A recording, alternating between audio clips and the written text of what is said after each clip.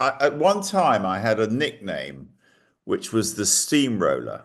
I heard that later from somebody, and although it's slightly embarrassing, I think, at the time, I look back on it with a certain amount of pride because it's what it took to make something happen. But I think the difficulty for me in business was not getting the job done, but was people. I always used to say, it was a silly glib thing to say, but I always used to say, um, business is easy. It's people that are difficult. So that's an introduction to where I started. It's a really interesting and good take. And as I was listening to you, I was thinking about how many people do actually, have a vision of something that they like and have no experience whatsoever, but they're driven.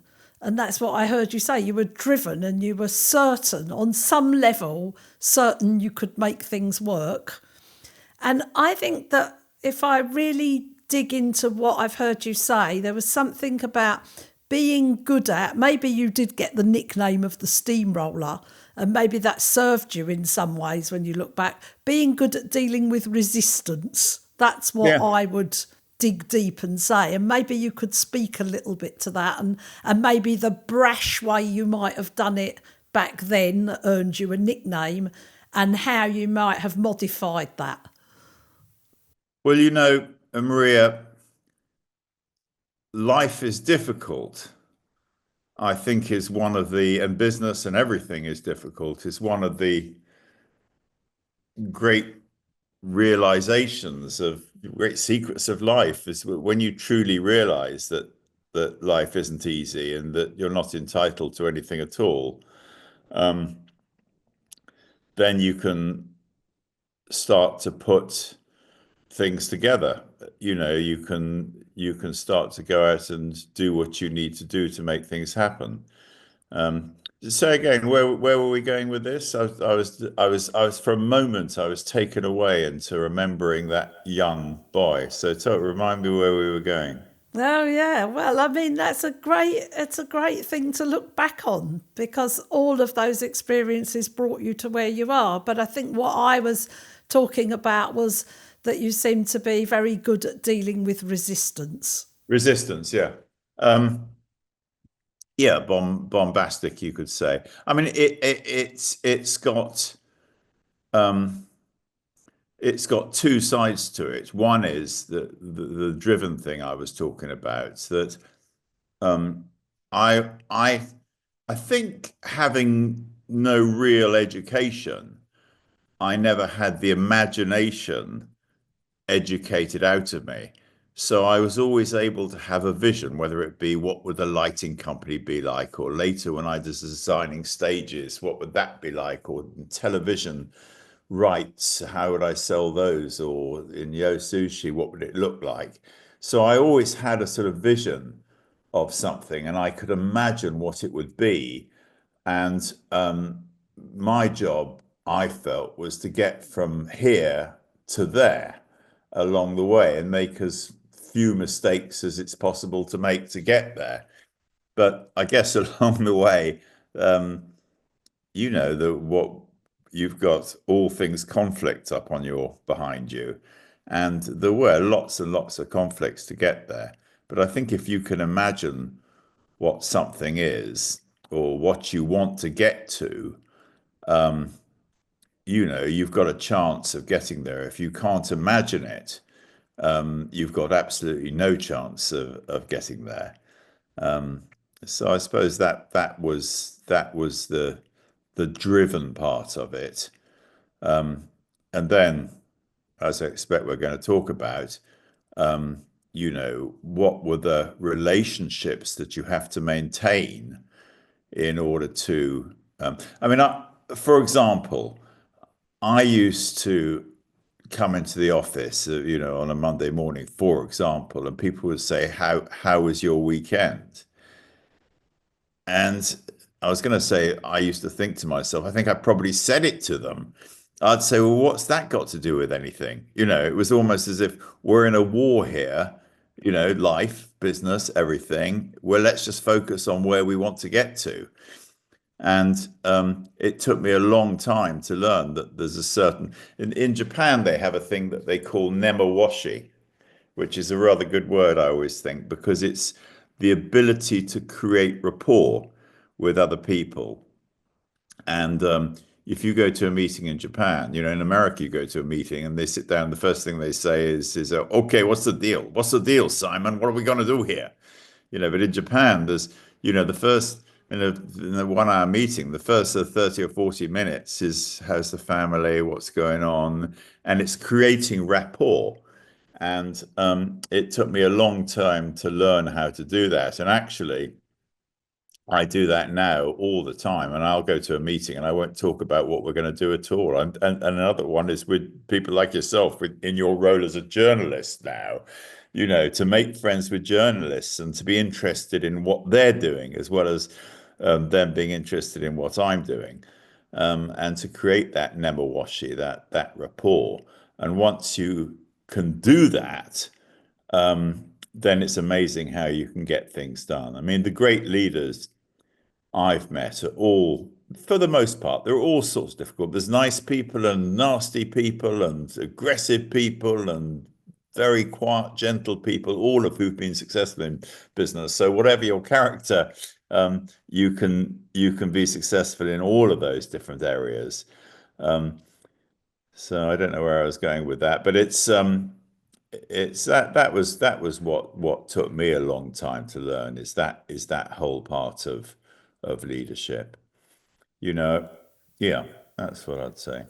Yeah. So what I'm getting from listening to you is, there is a time to drive forward and there's a time to connect with people.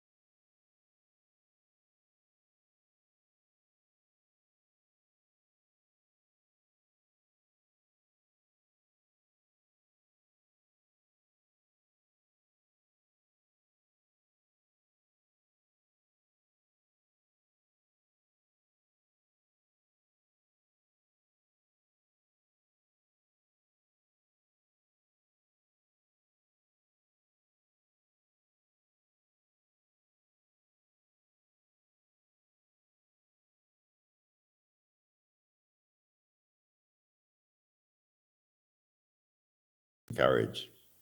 So when I hear you say that, what comes up for me is running things on the basis of goodwill. So build the goodwill, build the bank of goodwill, so that in the moments when you feel very strongly about something, or you really want people to listen, or there's some tough challenge to face, you're starting from a place of having built that goodwill. You haven't got to scramble to get it. Does that resonate for you? Yeah, no, I think the bank. I've never heard that expression put quite that way, but I think the bank of goodwill is a very good way to put it. I mean, it's simple for me, and it's taken me a long time to learn that. But I like working with nice people. Nice is a very, very broad word, but with people I can trust. I like people working with people who. One of the words I use, well, the two things I like is enthusiasm and people who over deliver. And so therefore I have to do the same thing to my people, is be enthusiastic about what they're doing and to over deliver. I mean, over deliver is the word I always use, especially to young people starting out. People go, oh, well, I'm not sure if he's giving me enough, or, what am I going to do? Whatever you do, over deliver. Even if somebody does either rip you off in inverted commas, or not pay you what you're worth, or all of that stuff. Just carry on over delivering. And they're amazing, those people. I actually call them desert island people, because if you were on a desert island, those are the sort of people you'd want to have around. People who've got that very good manner, not only to over deliver in terms of what they produce, but to are easy to be around, and I don't think I was easy to be around. I think I'm a lot easier to be around now, and people like me. I remember being at the Albert Hall. Actually, I did a speech at the Albert Hall for the Institute of Directors, and the outgoing Institute of what they call him, the Director General of the Institute of Directors, did a speech, and he said that when I was a young man coming into, I think this is relevant, yeah. When I was a young man coming into business, I thought that if I could prepare a really good business plan, and I had, you know, stringent, well put together argument for what I wanted to do and achieve, and it was logical, that I'd be able to persuade people to follow me. And he said, as I go out at the age of my late 70s, early 80s, he said, as I go out, I've realized that if I can touch people emotionally, it's a much better way to persuade and engage than to argue with them rationally. And when I do speeches, for example, I've realized that, I say to people, if you're going to do public speaking, just know that mostly, and same with on a podcast, most of the listeners today, they won't remember, 90% of what I've said, or indeed what you've said, but they'll remember the atmosphere and the feeling of that person. And of course, as you're listening to something, whether it's in a conversation or on a podcast or in a speech, you're thinking, how is this relevant to me? And how can I use this? And how can I adapt it in my own life? And that's what's going on. I don't know if that's relevant, but it feels right to emotionally connect with people. And then by the same token, there's that expression which is, this is different. This is business. And I don't think it is. I don't think business is any different at all. I think the same sort of rules and manners and all of that stuff, apply in your business relations as well as in your personal life. And I try to treat people as I would be treated myself. You know, the difficult period that we're in history at the moment to live, especially in the West. I lived for a great deal of my life. I lived out in Asia, and in Thailand, for example, I'm talking about kids now.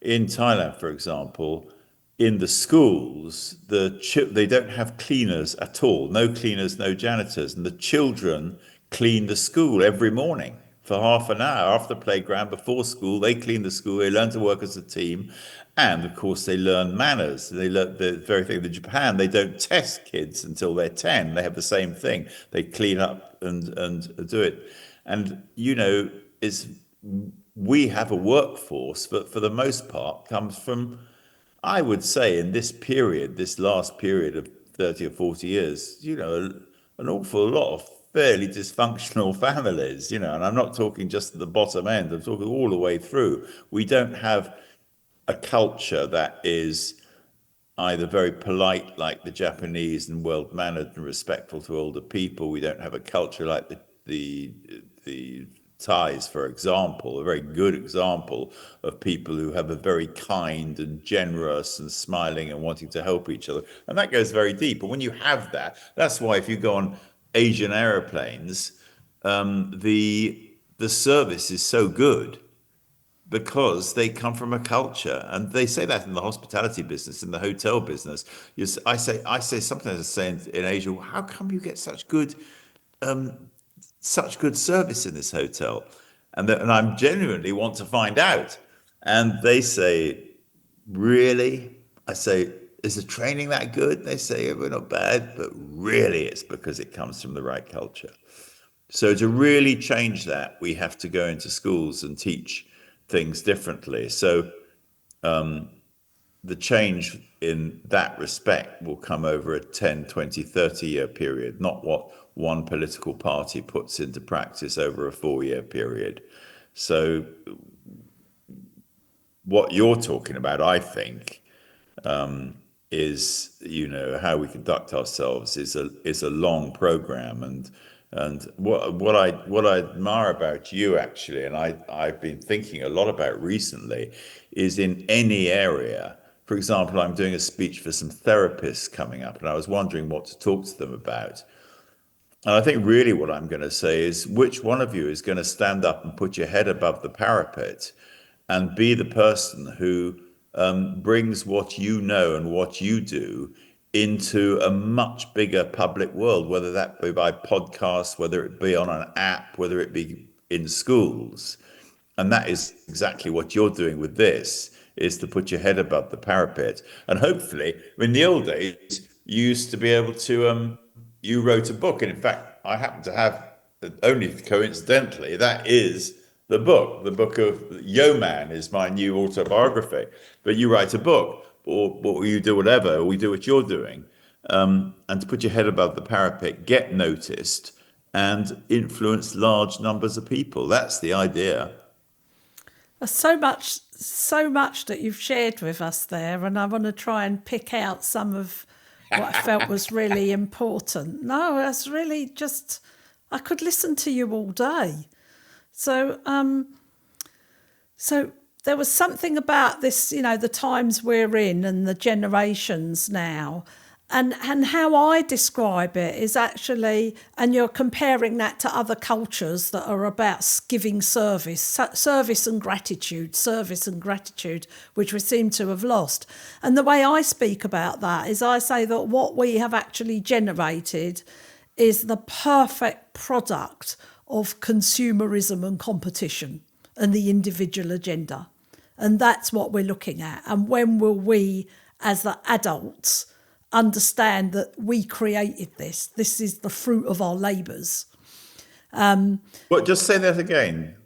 So that Three things.